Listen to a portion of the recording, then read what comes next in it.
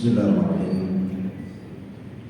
Assalamualaikum warahmatullahi wabarakatuh. Waalaikumsalam.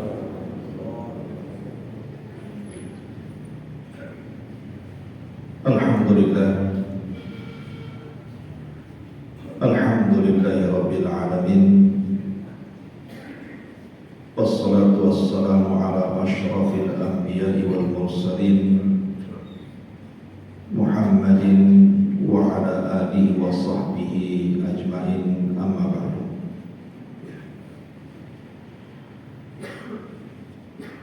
Hadirin dan hadirat yang dimuliakan Allah Subhanahu wa ta'ala, alhamdulillah di pagi hari ini kembali kita bisa duduk untuk bertolak ilmi. Dan kita masih meneruskan kajian kita, masih membahas tafsir singkat daripada surah Al-Baqarah, dan kita masuk pada ayat ke 38 dan seterusnya. A'udzubillahi minasyaitonir rajim. Bismillahirrahmanirrahim. Qul nahbitu minha jami'an fa imma ya'tiyannakum minni hudan faman tabi'a hudaya fala khawfun 'alaihim wa la hum yahzanun walladzina kafaru wa kadzdzabu biayatina ulaika ashabun nar hum fiha khalidun.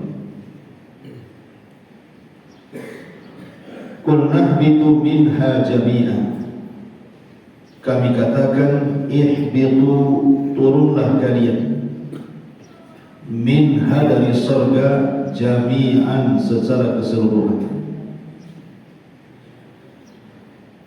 Fa imma ya'tiyannakum minni, maka kelak apabila datang kepada kalian dariku hudan, petunjukku, faman tabi'a hudaya, maka siapapun yang mengikuti petunjukku, fala khawfun 'alaihim, maka tidak ada rasa takut atas mereka, wala hum yahzanun, dan tidak merasa sedih. Walladzina kafaru, adapun orang-orang kafir, wa kadzdzabu biayatina, serta mendustakan ayat-ayat kami, ulaika ashabun nar, mereka lah orang-orang yang akan dimasukkan ke dalam neraka, hum fiha khalidun, dan mereka akan dikekalkan di dalamnya selama-lamanya. Pada surah Al-Baqarah 38 ini masih menceritakan tentang kisah Adam dan permusuhannya dengan iblis laknatullah alaihi. Allah mengatakan, qul nahbitu minha jami'an, keluar kalian semuanya, minha, dari surga. Maksudnya Adam, Hawa, dan iblis. Menjadi khilaf para ulama, di mana surga tempat Adam dikeluarkan itu. Ada yang mengatakan bahwa surga yang Allah tempatkan Adam, iblis, dan Hawa itu bukan surga yang ada di langit, tapi surga yang ada di bumi. Jadi Adam itu hanya dipindahkan tempat saja. Adapun alasannya, pertama, karena di surga itu tidak ada takdir. Maksudnya tidak ada perintah dan tidak ada larangan. Di surga itu kenikmatan saja. Tetapi Allah Subhanahu wa ta'ala justru mengatakan kepada Adam, wala taqraba hadhihi syajarah, jangan kau dekat-dekat pohon ini. Menunjukkan bahwa ini kalimat larangan. Sementara di surga itu tidak ada yang dilarang. Kenapa pula Adam dilarang? memakan buah larangan ini, menunjukkan bahwa ini bukan surga yang ada di langit maksudnya, tapi surga yang ada di bumi. Kemudian yang kedua, surga di langit itu dijelaskan dalam Al-Quran, la yasma'u fiha lagwan wa la ta'thima. Mereka tidak akan mendengar di dalamnya perkataan-perkataan yang tidak ada faedahnya atau perkataan-perkataan dusta. Sementara iblis ketika menggoda Adam, dia bersumpah untuk menguatkan kedustaannya. Wa qasamahuma inni lakuma laminan nasi. Dan iblis pun bersumpah kepada Adam dan Hawa bahwa dia termasuk pemberi nasihat, padahal nasihatnya adalah kedustaan. Bahkan dia bersumpah untuk menguatkan kedustaan. Sementara di surga yang maksudnya surga di langit itu tidak ada kalimat dusta. Berarti menunjukkan bahwa ini bukan surga yang ada di langit saja, tapi surga yang ada di bumi. Kemudian alasan yang ketiga, karena orang yang masuk surga tidak mungkin keluar. Orang sudah masuk surga itu mustahil keluar. Tapi buktinya Adam dikeluarkan. Di sini Allah mengatakan, "Qulna bitu minha jami'an." Keluar kalian. Berarti menunjukkan bukan surga yang ada di langit, tapi surga yang ada di bumi. Inilah kenapa alasan bahwa surga yang ditempatkan Adam itu bukan surga yang kelak manusia akan masuk di dalamnya dan mendapatkan berbagai macam kenikmatan. Apalagi kemudian ketika Allah Subhanahu wa ta'ala menciptakan Adam, konteksnya adalah inni ja'ilun fil ardi khalifah. Aku jadikan Adam itu menjadi khalifah di bumi. Dari 4 alasan ini maka surga yang ditempati Adam itu bukan surga yang ada di langit, tapi surga Adam. Adam itu di mana? Di Yaman saja. Jadi dulu Adam itu diletakkan di Yaman. Di situ ada tempat yang sangat indah, tetapi kemudian Adam bermasalah dan bermaksiat, akhirnya dikeluarkan. Ini pendapat pertama. Pendapat yang kedua, tidak. Adam itu dikeluarkan dari surga yang ada di langit. Dalilnya adalah dari pendapat jamaahirul ulama. Mayoritas ulama mengatakan surga yang ditempati Adam itu adalah surga yang kelak semua orang-orang yang beriman akan masuk di situ. Surga yang penuh dengan kenikmatan yang tidak pernah dilihat mata, didengar telinga, terlintas pun tidak. Dalilnya adalah dalil syafaat. Jadi dalam hadis syafaatul uzma yang dikeluarkan Imam Muslim dan sebagiannya juga riwayat Bukhari Muslim, ketika manusia itu dikumpulkan di padang mahsyar, kemudian mereka entah berapa lama berdiri pada mahsyar itu, sebagian mereka ada yang putus asa dan mengatakan, ya Allah, masukkan saja kami ke neraka. Saking putus asanya karena lamanya tinggal di padang mahsyar. Akhirnya kemudian manusia pun mulai bergerak mendatangi Adam alaihi salatu wassalam untuk minta syafaat. Mereka mengatakan, ya Adam, ishfa' lana ila rabbi, ala tara ila ma nahnu fi. Wahai Adam, mintalah syafaat kepada Rabb. Tidakkah kau iba melihat kondisi kami ini? Maka jawaban Adam alaihi salatu wassalam mengatakan, tidak mungkin aku memberikan syafaat kepada kalian. Karena dulu kata Adam alaihi salatu wassalam, aku pernah membuat Allah murka yang kemudian dia murka dan tidak pernah murka sebelum dan sesudahnya. Kemudian Adam memberikan alasannya bahwa dia pernah dimasukkan ke dalam surga. Kemudian gara-gara memakan buah larangan, dia pun dikeluarkan dari surga. Lah berdasarkan kalimat ini, jumhur mayoritas ulama mengatakan bahwa surga Adam itu ya surga yang kelak akan kita tempati. Kalau Allah takdirkan kita masuk surga. Dan ini pendapat yang bahwa surga yang ditempati Adam kemudian Adam dikeluarkan itu adalah surga yang kelak akan kita tempati kalau Allah takdirkan kita masuk surga. Maka di sini Allah mengatakan kulnah bitu minha jami'ah. Kami katakan keluar kalian wahai Adam, Hawa dan Iblis. Dalam ayat yang lain Allah Subhanahu wa taala mengatakan bahwa Adam, Hawa dan Iblis akan menjadi aduun ba'duhum ba'd, menjadi musuh sebagian mereka dengan sebagian yang lain. Kita tahu bahwa Adam itu adalah Abul Bashar. Dia adalah bapaknya manusia. Cikal bakal manusia itu semua berasal dari Adam. Makanya Nabi SAW pernah berkhutbah di padang Arafah dan mengatakan inna rabbakum wahid wa inna abakum wahid kullukum min Adam wa Adamun min turab.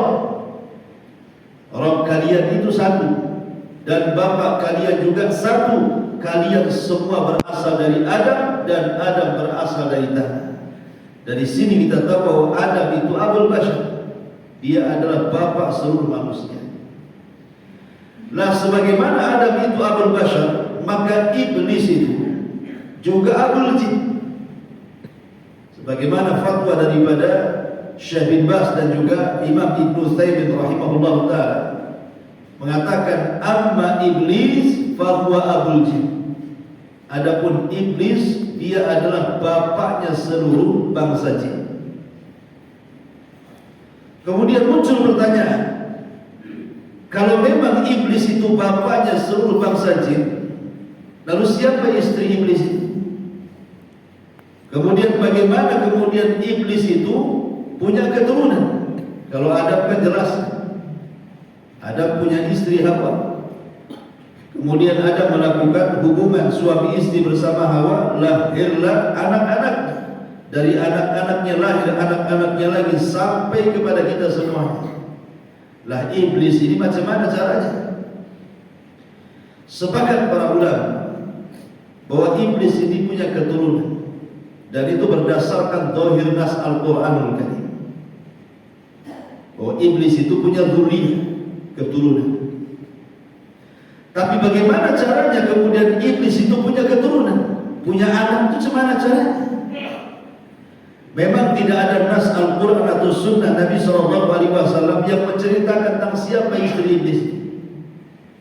Tetapi ada riwayat yang dikeluarkan dari Imam Al-Qurtubi dalam tafsirnya. Tetapi wallahu a'lam apakah Imam Al-Qurtubi ini mengambil kisah Israiliyat, karena memang saya belum mendapatkan nas yang sahih tentang masalah ini. Tapi yang ditafsir masyhur sebagaimana dinukilkan Imam Ibnu Katsir dalam kitab Tafsirul Azim Ibnu Katsir itu, bahwa Iblis itu menikahi dirinya sendiri. Jadi Iblis itu menikahi dirinya sendiri. Lah dari pernikahannya itulah lahir keturunannya. Kata beliau bahwa Iblis itu punya dua paha. Lah paha yang kanan itulah jantannya dan paha yang kiri itu betinanya. Kemudian paha kanan Iblis itu menikah dengan paha kiri Iblis, kemudian keluarlah al-baydha, disebutkan begitu. Al-baydha itu semacam telur. Ya, keluarlah telur dan ada 5 telur, dari 5 telur itulah menetes keturunan-keturunan. Kayak ayam saja jadi telur gitu. Tapi sekali lagi ini kan ijtihad para ulama. Adapun riwayat yang sahih tidak ada. Mungkin diambil dari kisah Israiliyat mungkin. Karena memang kalau memang ada nas yang sahih tentu akan ada dalil. Tapi kebanyakan ahli tafsir mengambil perkataan Imam Qurtubi. Jadi cara berketurunan Iblis itu seperti itu. Jadi paha kanannya menikahi paha kirinya, kemudian keluar butiran-butiran telur sebanyak 5 telur, kemudian menetas dari situlah anak-anak Iblis dimulai. Kemudian dari 5 anak Iblis ini kemudian menyebar sampai kemudian tidak terbatas jumlahnya. Wallahu a'lam. Ya. Karena sekali lagi tidak berdasar atau tidak ada nas yang sahih tentang masalah ini. Kalau memang itu yang terjadi berarti iblis sudah punya istri, karena dia menikahi dirinya sendiri. Memang para ulama berusaha kemudian mencari nama. Siapa nama-nama anak-anak iblis yang menjadi cikal bakal keturunan? Al-Imam Ibnu Qayyim Al-Jauzi rahimahullah taala, beliau menyebutkan, atau Imam Al-Jauziyah, beliau menyebutkan dalam kitabnya Talbis Iblis bahwa ada beberapa nama dari nama-nama anak iblis ini. Yang pertama adalah Zambur. Jadi ada namanya Az-Zambur. Zambur ini salah satu putra daripada iblis.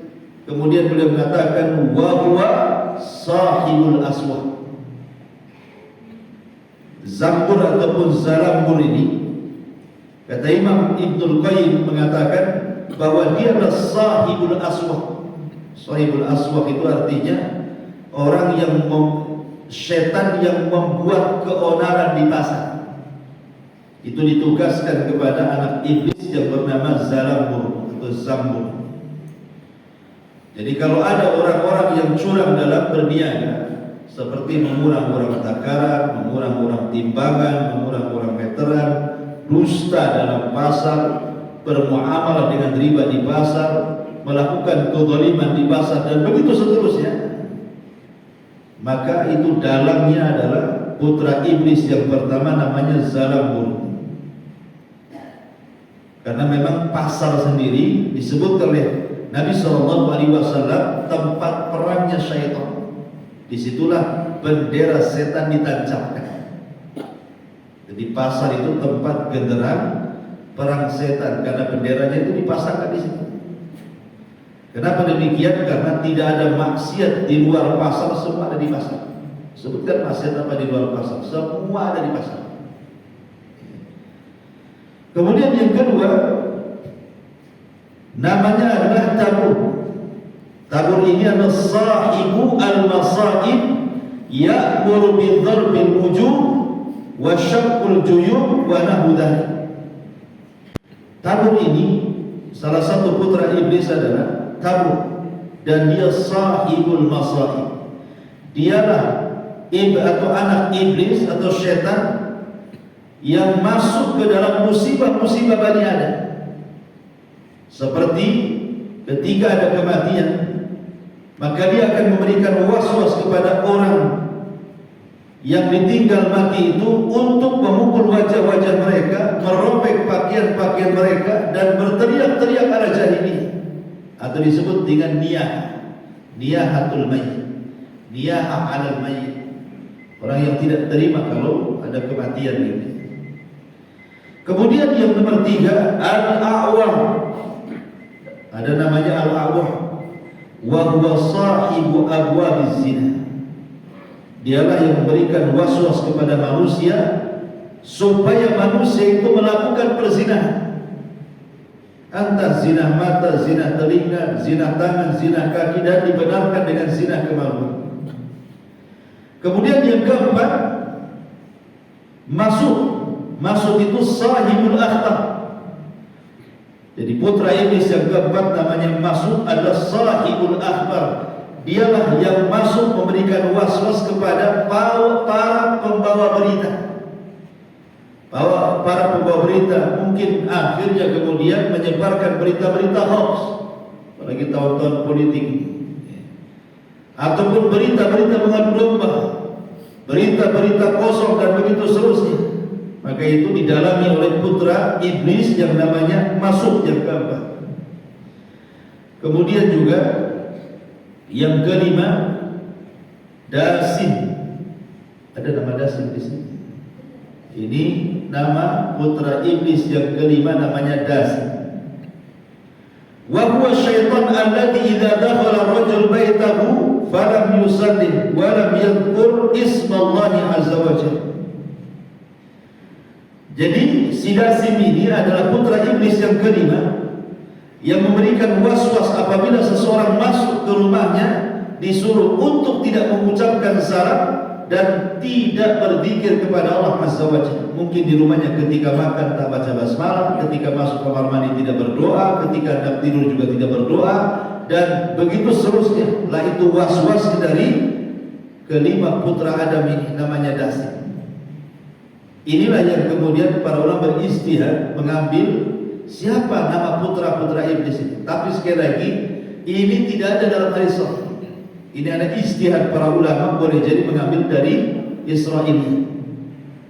Sebab yang ada dalam Quran, dalam sunnah itu yang sahih itu cuma satu namanya. Jadi dalam sunnah Nabi SAW yang disebut namanya itu cuma satu saja. Ketika Nabi SAW bicara tentang syaitan yang bernama Hinzib, itu sahih hadis, dikeluarkan Imam Muslim. Jadi disebutkan oleh Utsman ibn Abi al-As radhiyallahu anhu, dia datang kepada Nabi SAW, ya Rasulullah, inna syaitan qad hala baini wa baina salati. Rasul, jangan-jangan ada setan yang mengganggu salat juga dan juga bacaan Quran. Maka Nabi SAW mengatakan, dzaka syaitan yuqalu lahu Hinzib. Itulah syaitan yang namanya Hinzib. Jadi ada penyebutan Hinzib. Fa idza ahsastahu fata'awwad billahi minhu wadkhul an yasarika thalathan.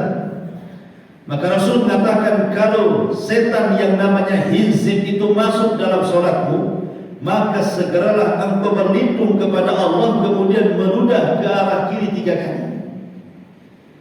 Jadi inilah hadis satu-satunya yang sahih yang menyebutkan nama dari nama-nama jin ataupun keturunan iblis, namanya Hinzib, dikeluarkan oleh Imam Muslim. Itulah setan yang suka ganggu sholat. Jadi ketika antum sholat, masuklah setan namanya Hinzib ini, kemudian diganggu, akhirnya lupa sudah apa tadi. Nanti baca juz amal lari ke Al-Baqarah gitu kan. Karena kurang mungkin apa. Atau diulang-ulang gak ingat-ingat gitu. Atau malah melamun pula ada baca surat. Ingat utang, ingat macam-macam. Memang dibuat seperti itu oleh setan namanya Hinzib. Di sana ada juga yang disebutkan dalam hadis namanya walhan. Tetapi hadis ini didhaifkan oleh Syekh Nasiruddin Al-Albani rahimahullah ta'ala.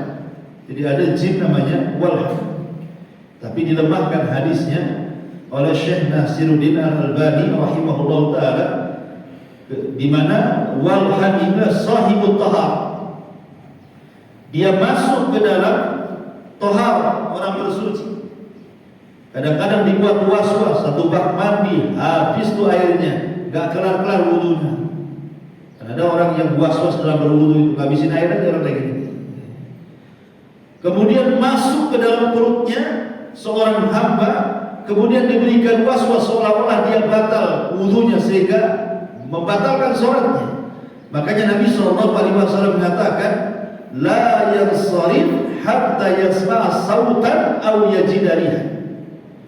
Kalau mendengar suara perut, namanya perutnya bunyi kerbak-kerbuk gitu ya dalam sholat itu, kata Rasul, kalau hanya suara perut, jangan membatalkan sholat. Itu suara perut saja. Kecuali kalau seandainya betul-betul keluar dari dubur dan Anda mendengar ledakannya, kentutnya gitu, ataupun tercium baunya, kata Rasul, itu jelas, berarti keluar kentutnya, wajib membatalkan sholatnya. Tapi kalau tidak ada ledakannya, tidak ada kecium baunya, kata Rasul, kalau hanya suara perut saja, la yang sampun, jangan batalkan, terus saja sholat. Itu hanya walhan yang hendak mengganggu sholat. Masyaallah muslimin yang dimuliakan Allah Subhanahu wa ta'ala, intinya bahwa nama-nama putra iblis ini memang tidak ada yang sahih. Semua diambil dari kisah Israiliyat, kecuali satu nama namanya Hinzib saja. Selebihnya tidak ada riwayat. Ma'asyiral muslimin yang dimuliakan Allah Subhanahu wa taala, intinya bahwa ketika Allah Subhanahu wa taala turunkan Adam, Hawa dan iblis itu, maka sebagian mereka menjadi musuh bagi sebagian yang lain. Berarti di sini iblis melawan dua orang kan? Karena Adam musuhnya iblis, Hawa juga musuhnya iblis. Berarti iblis menghadapi dua orang, menghadapi Adam dan menghadapi Hawa. Lah apabila iblis ini kemudian menggoda Adam, tidak bisa, maka dia akan berusaha untuk menggoda dari jalur istrinya. Ada sebuah bab dalam kitab Tauhid yang dikarang oleh Syekh Muhammad bin Abdul Wahhab rahimahullah ta'ala, bahwa satu hari, walaupun disebutkan riwayat yang dicantumkan Syekh Muhammad bin Abdul Wahhab dalam kitab Tauhid ini dilemahkan para ulama, tapi sebagai pengetahuan saja kita sampaikan. Jadi Syekh Muhammad bin Abdul Wahhab membuat nama bab larangan seseorang itu memberi nama anaknya Abdul Harith. Abdul Al-Harith, karena Harith itu ismun min asma'il syaitan, nama dari nama-nama syaitan. Abdul Harith, ada namanya Abdul Harith, itu nama syaitan. Jadi ketika disebutkan oleh Syekh Muhammad bin Abdul Wahhab sebuah riwayat, ketika Hawa itu mengandung, maka kemudian iblis datang kepada Adam dan mengatakan, ya Adam, engkau tahu aku yang mengeluarkan kamu dari surga kan? Kata Adam, ya. Kalau engkau sudah tahu, maka engkau harus taat kepada aku. Kalau tidak, ku buat anakmu cacat. Karena ketika itu Hawa sedang hamil. Atau anakmu akan merobek kubur istrimu saat kelahiran. Akhirnya kemudian Adam tidak mau taat dengan iblis, maka keguguran anak itu tidak jadi. Jadi ada yang mengatakan anak itu lahir tapi kemudian langsung mati, tidak sempat hidup. Kemudian kedua kalinya Hawa hamil lagi, iblis datang lagi dan mengatakan, ya Adam, bukankah kau tahu bahwa aku yang mengeluarkan kamu dari surga? Kemudian kata Adam, ya, kalau begitu kau harus taat kepada aku. Kata Adam, tidak. Kalau begitu ku buat anak yang ada dalam kandungan istrimu Hawa bertanduk dan akan merobek istrimu saat kelahiran. Kemudian betul-betul melahirkan, tak ada tanduknya. Tetapi Allah takdirkan meninggal sampai 3 kali. Ya, tidak ada yang jadi. Lah yang keempatnya, ketika Hawa ini hamil, iblis datang lagi dan mengatakan yang sama, bukankah aku telah mengeluarkan kamu dari surga? Kata Adam, ya.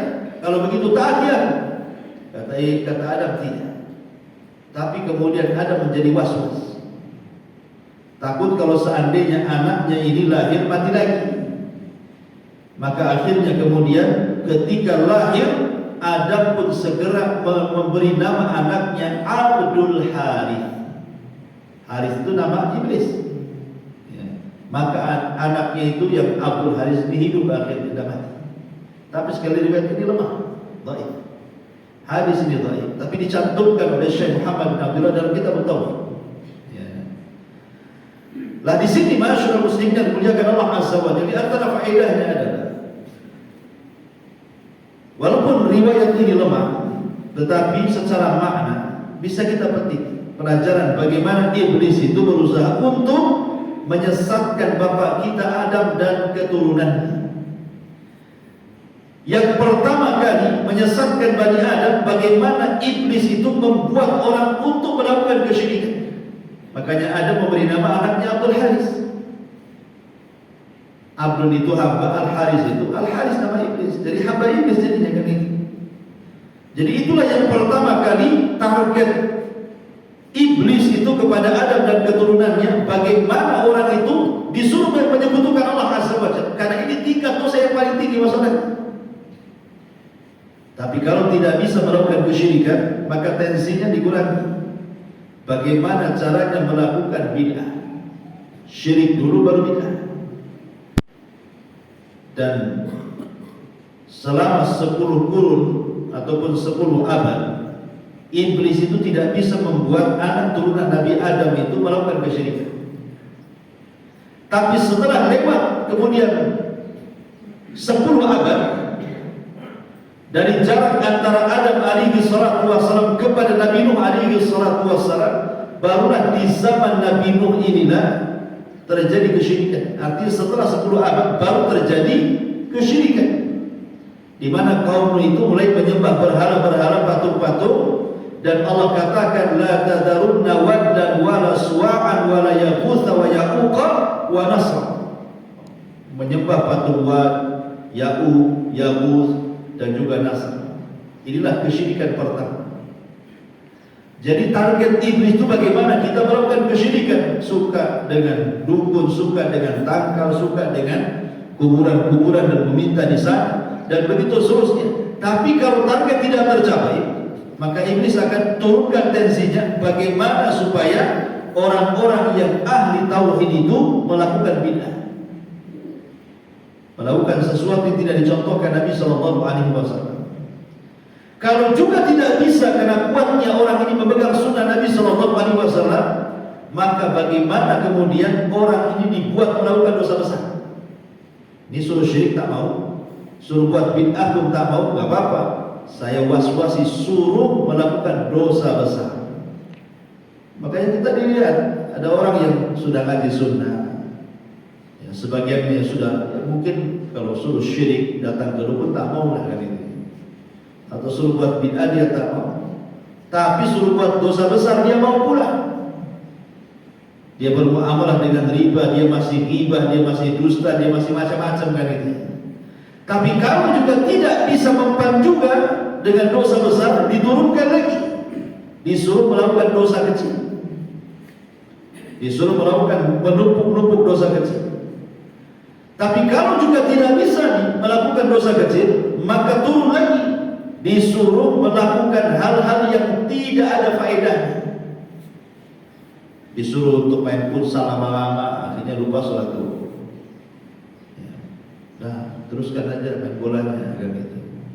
Padahal sudah mulai mendekati asar itu. Nanti kan asar masih ada. Dibuat tadi ini. Ya. Kalau tidak bisa juga, ini memang dibuat permainan, tetap saja kalau waktunya sholat dia sholat tepat waktu pula dia. Tidak bisa juga digoda. Maka yang terakhir nih, ini jalan terakhir nih.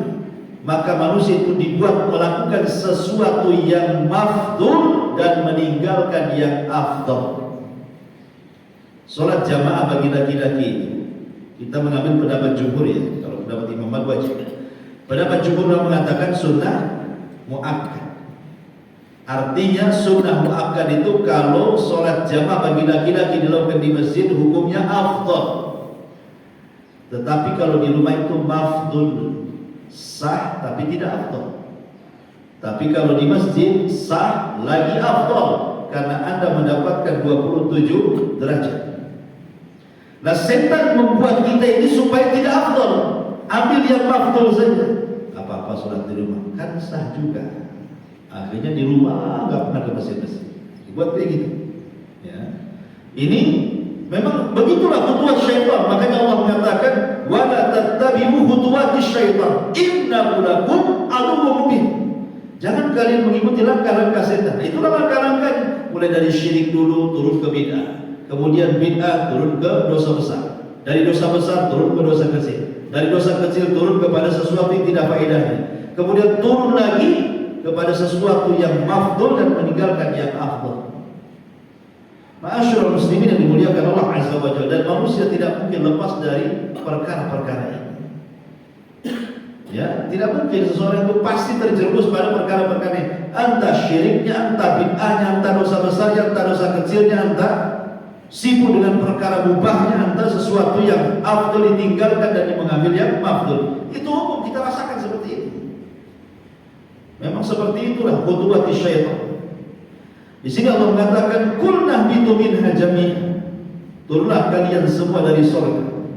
Fa imma ya'tiyannakum minni hudan. Maka kelak apabila datang petunjukku, faman tabi'a hudaya fala khaufun 'alaihim wa lahum yahzanun. Dalam ayat yang lain, fala yadhillu wa la yashqa. Siapa yang mengikuti petunjukku maka tidak akan celaka dan tidak akan tersesat. Di sini tidak akan takut dan tidak akan sedih. Ulama berselisih pendapat dalam kalimat hudan di sini. Apa yang dimaksud huda di sini?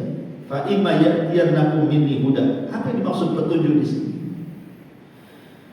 Pendapat yang kuat dari jumhur ahli tafsir bahwa yang dimaksud petunjuk di sini adalah di mana Allah Subhanahu wa taala akan mengutus para rasulnya, para utusannya, para nabinya, dan akan membekali dengan kitab-kitabnya. Itulah petunjuk. Jadi kalau dahulu ada Nabi Ibrahim bersama suhufnya, berarti orang yang mengikuti Ibrahim dan suhuf Ibrahim, maka dia di atas petunjuk. Tentu kita bicara di zamannya. Kemudian datang era Nabi Musa alaihi salatu wassalam, maka Musa diutus oleh Allah Subhanahu wa taala untuk memberikan petunjuk dan juga Tauratnya. Maka siapapun yang mengikuti Nabi Musa di zamannya, ingat harus ada kata-kata di zamannya, dan juga Taurat di zamannya, berarti dia di atas petunjuk. Kemudian setelahnya datang Daud dan Zabur. Kemudian setelahnya datang Nabi Isa dan juga Injil. Maka siapapun yang mengikuti Isa di zamannya dan juga Injil yang dibawanya, maka dia di atas petunjuk.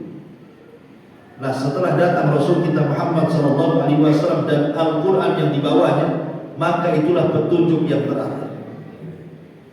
Tidak boleh lagi seseorang mengikuti Nabi ataupun kitab sebelum Al-Quran, karena Al-Quran telah menghapus semuanya dan Nabi menutup seluruh para Nabi dan Rasul. La nabiyya ba'di, tidak ada Nabi sepeninggal. Maksudnya para Nabi dan kitab-kitab langit menjadi petunjuk itu di zaman mereka masih hidup.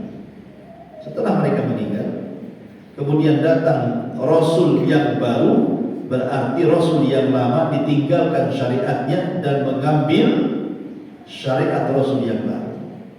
Kenapa saya katakan Rasul? Karena Nabi itu tidak membawa syariat baru. Nabi itu hanya mengikuti syariat lama. Tapi kalau Rasul itu mengikuti syariat baru yang kemudian menghapus syariat lama. Makanya ada istilah setiap Rasul pasti Nabi, tapi setiap Nabi itu bukan Rasul. Setiap Nabi itu mengikuti syariat sebelumnya dari para Nabi yang diutus oleh Allah Azza wa Jalla, tapi Rasul itu membawa syariat baru dan menghapus ajaran sebelumnya. Jadi ketika kemudian sebelumnya Nabi Musa dengan Tauratnya sampai datang Isa, berarti setelah datangnya Isa, orang-orang pun tidak boleh mengikuti Musa lagi, harus mengikuti Isa dan Injil yang dibawanya. Lah begitu juga ketika datang Muhammad SAW, tidak boleh lagi orang mengikuti Isa, tetapi harus mengikuti Muhammad SAW dan kitab yang dibawanya Al-Quran. Itulah yang dimaksud petunjuk. Fa imma ya'tiyannakum minni hudan, maka kelak akan datang petunjuk kepada kalian. Maksudnya para nabi dan kitab-kitab langit.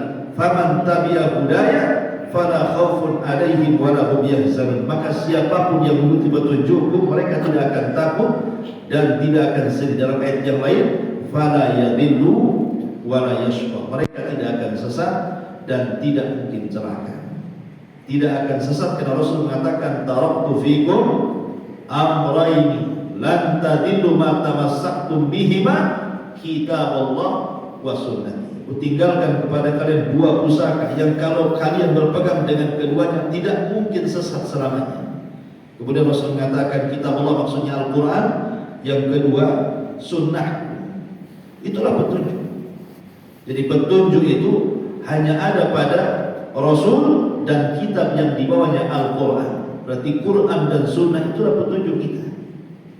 Petunjuk bagi kaum muslimin, siapapun yang berpegang keduanya tidak akan mungkin sesat selamanya. Wallahu a'lam bishawab. Saya kira cukup. Baik, sebelum saya tutup, kalau ada yang bertanya silakan menjawab.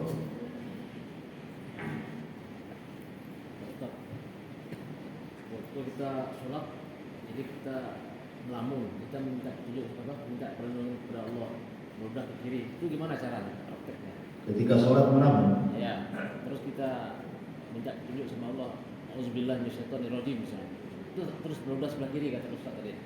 Itu gimana caranya? Apa mudah gini? Gimana? Ya, alhamdulillah.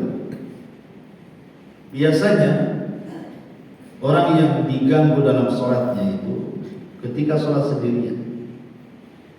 Kalau sholat berjamaah umumnya lebih khusyuk dibandingkan sholat sendirian. Karena ada hadis yang mengatakan bahwa serigala itu lebih suka menerkam kambing yang keluar dari kawanannya. Begitu juga syaitan lebih suka menggoda orang yang sholat sendirian dan tidak berjamaah. Karena kenapa dalam berjamaah itu saf harus rapat, harus lurus? Karena jangan sampai ada setan yang masuk di sela-sela saf kemudian sampai ke imam dan mengganggu kekhusyuan imam. Tapi tidak mustahil setan juga bisa mengganggu orang yang sedang sholat berjamaah. Karena memang tugas setan itu berusaha untuk mengganggu sholat orang. Dan setan itu paling sedih apabila melihat orang sedang sujud. Kemudian iblis akan mengatakan, dulu aku diperintahkan sujud, aku tidak mau sujud. Tapi hamba yang diperintahkan sujud, sujud pula dia. Makanya paling benci iblis itu dan bala tentaranya melihat orang sholat. Makanya mereka berusaha untuk mengganggu. Jangankan kita, Nabi saja diganggu. Jadi satu hari Nabi SAW itu sedang sholat, datang pula iblis langsung menggoda Nabi SAW. Kemudian oleh Nabi ditangkap dan dicekik sampai keluar air liurnya. Dan Rasul mengatakan, sampai aku merasakan dinginnya liur iblis itu kan, liur setan.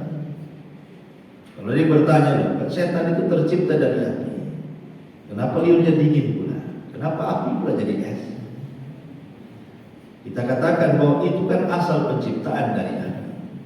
Seperti antum ini kan asalnya dari Adam dari tanah. Tapi kalau dipotong tangan kita kan gak keluar tanah, keluar darah kan gitu. Itu kan bicara asal penciptaan. Jadi kemudian keluar air liur dan Rasul bisa merasakan dingin liurnya setan itu. Nah syahidnya di sini setan aja Nabi saja diganggu setan itu ketika sholat, apalagi kita pula kan itu. Ya, lebih diganggu lagi. Sudah diganggu setan, kita pula jadi setan. Jadi caranya Nabi SAW mengatakan kalau kita diganggu oleh setan saat sholat kita, mungkin melamun ke sana kemari gitu, tidak khusyuk gitu. Maka kata Nabi disuruh untuk membaca a'udzu billahi minasyaitonir rajim, kemudian meludah ke kiri 3 kali. Ya kita lakukan dohirnya hadis kan jelas di situ. Disuruh a'udzu billahi minasyaitonir rajim. Dan dohirnya jelas, hadisnya kurang apa lagi? Baca ta'awud, meludah ke kiri. Ya, meludah ke kiri itu bukan meludah kayak orang buang dahak gitu, udah gitu. Sebelahnya juga nanti dibalas. Jadi maksudnya itu kan hanya formalitas biasa kita. Jadi kita dohir hadis jelas, kita tidak perlu ditafsirkan. Allah.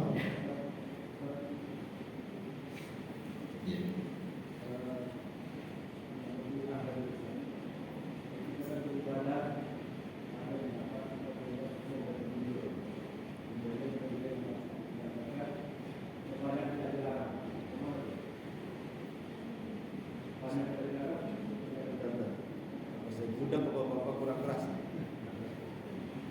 Mama kita beribadahkan sesuai dengan petunjuk. Oke. Kemudian ada ulama yang menyatakan sepanjang tidak dilarang kerjakan. Bagaimana? Sepanjang tidak dilarang, kerjakan saja. Sepanjang diperintahkan, lakukan saja. Iya.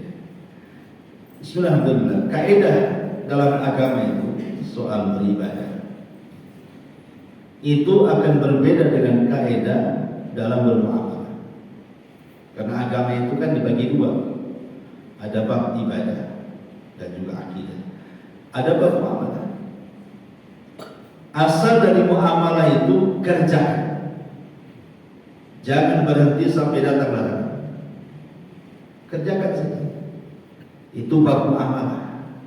Kerjakan saja sampai datang larangan. Tapi kalau bab ibadah terbalik pula. Ya, jangan kerjakan sampai ada perintah. Yang satu kerjakan sampai datang larangan, yang satu jangan dikerjakan sampai datang perintah. Itulah kaidah yang berbeda antara bab muamalah dengan bab ibadah. Kenapa dalam bab ibadah itu jangan kerjakan sampai datang larangan, jangan dikerjakan sampai datang perintah? Karena ini berdasarkan keumuman hadis Nabi SAW dari Aisyah ummul mukminin radhiyallahu anha, man 'amila amalan, wa fi riwayatin man ahdatsa fi amrina hadza ma laysa minhu fahuwa. Barang siapa yang mengadakan sebuah perintah, sebuah perkara yang bukan dari kami, tidak ada contohnya, maka ditolak. Berarti di sini ada kaidah jangan melakukan sesuatu dalam bab ibadah kecuali ada perintah.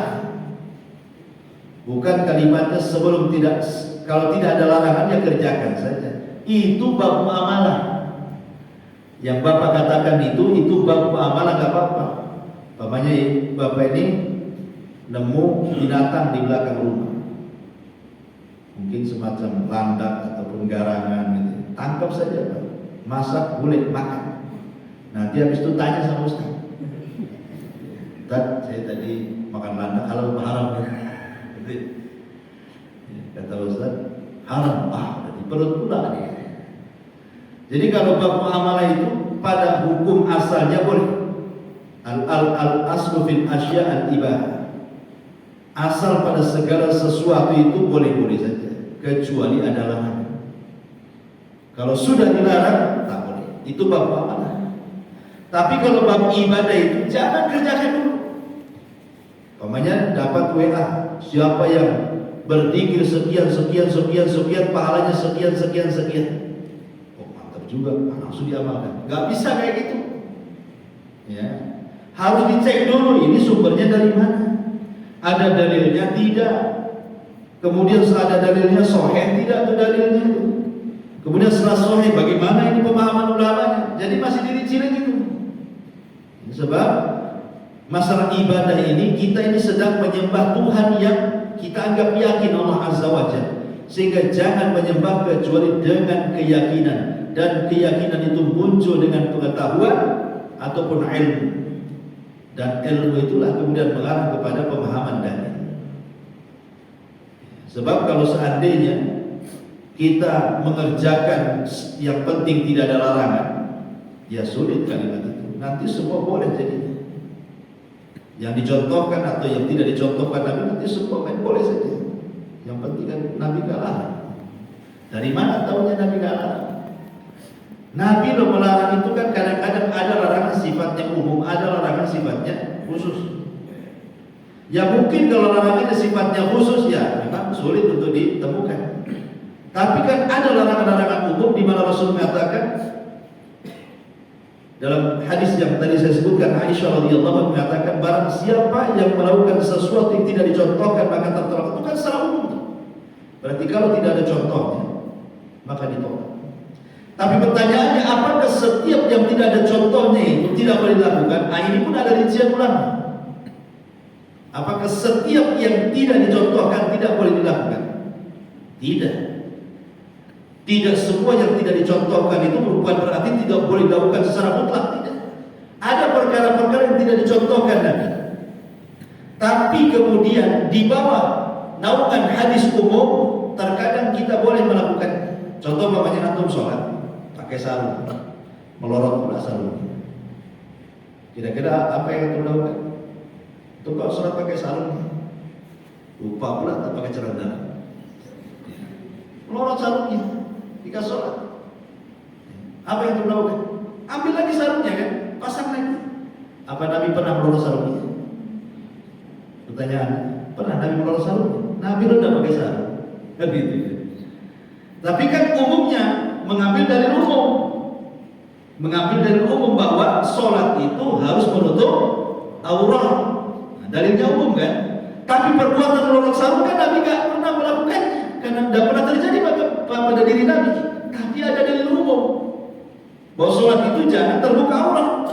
Berarti bagaimana caranya tidak terbuka aurat? Ya kalau melorot sarung itu sarungnya kemudian jatuh, ada kaidah para ulama, ma la yatimul wajib illa bi bahwa wajib. Tidaklah sempurna sebuah kewajiban kecuali dengan sesuatu, maka sesuatu menjadi wajib. Ketika sholat, kemudian sarungnya melorot, berarti menutup aurat itu wajib. Berarti dengan menarik sarung itu, karena dengan cara itu bisa menutup aurat, berarti menariknya menjadi sebuah kewajiban. Nah itu namanya dari umum, itu masuk pada pelajaran usul namanya. Ya, tapi rinciannya sangat panjang masalah itu. Tapi intinya kaidah yang Bapak sampaikan itu kaidah dalam bab muamalah, bukan dalam bab ibadah. Wallahu a'lam. Yes. Subhanallah hamdika asyhadu an la ilaha illa anta astaghfiruka wa atubu ilaik. Allahu ta'ala. Assalamualaikum warahmatullahi wabarakatuh.